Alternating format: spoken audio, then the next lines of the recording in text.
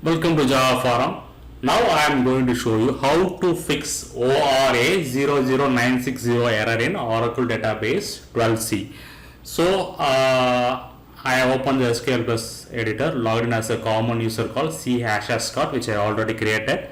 Make sure that you have enough permission to execute the SQL queries. So here I have selected the records from person table, select star from person, which has two columns, name and age.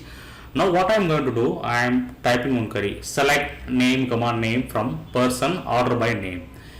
So this query returns ORA-00960 ambiguous column naming in select list, which means that there are some duplicate column names in the select list when you use order by. Okay, so order by name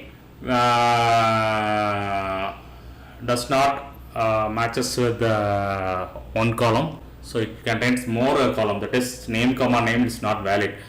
So now I provide the correct column name.